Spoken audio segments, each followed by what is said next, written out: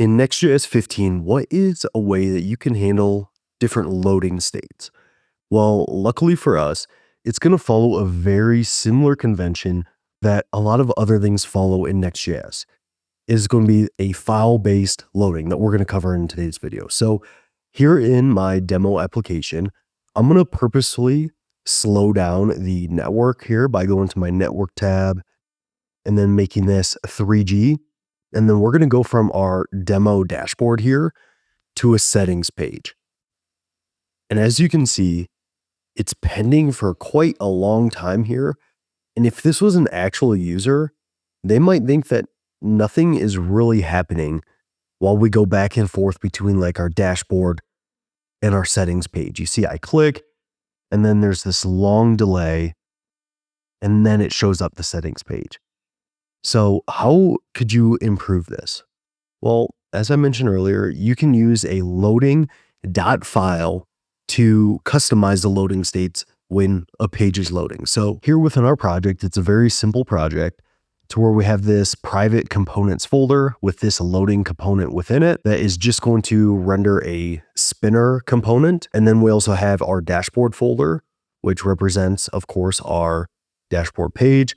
And then we also have our settings folder with a page in it that represents our settings page. So if you want to add, say I want to, when I go to my dashboard page here, or when I go to my settings page, instead of just like having this kind of laggy experience on a slower network, and of course, this could even be on a faster network, but maybe to render your dashboard, you do more data fetching or stuff like that to render the page, which slows down the rendering. In these cases, all we need to do is add a loading.file to the dashboard and settings page. So let's do settings first. And all I'm going to do is add a loading.tsx page. So it is going to follow like a very similar file-based convention that you see in Next.js. And all I'm going to do here is export a default function called loading settings. And then we're just going to return our loader component and make sure that we import that as well. So now that we have this in place, and I refresh for good measure there, but let's go to the settings page here. And what you see is a loading component there. But if we go to the dashboard here, we still see it just kind of like sits there for a while and then the dashboard appears. So let's do the same thing for the dashboard here. I'm just going to copy this loading.tsx, paste it in our dashboard folder. And here we're going to say loading dashboard. I'm going to go back to the settings page. I'm going to refresh for good measure here. And then now if I go to the dashboard page, you should see here for a little bit, this loading component, which in my opinion is a much better user experience here.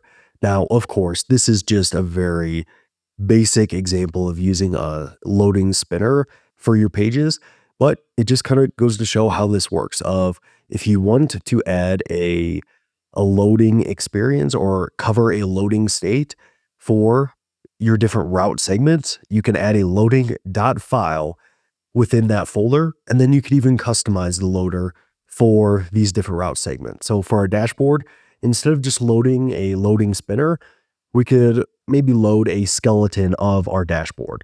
So it's nice and specific to our dashboard page, which I think is actually a pretty good user experience. And then we could also render a different loader for the settings page and so on and so forth. Now, there's definitely more things that you can do when it comes to loading. In my next video, we will cover streaming and using suspense. But if you want to just have like instant loading states when navigating to different pages, this is a great way to do it. You just add a loading.file for that particular route segment in that folder, and then you can customize the loading experience, whatever you would like to do. So thanks for tuning into this. Hopefully it made it clear of how like instant loading states work. Stay tuned for my next video to where we cover a little bit more about loading when we get into kind of streaming and suspense and stuff like that. But thanks for tuning into this, and I'll see you in that next one.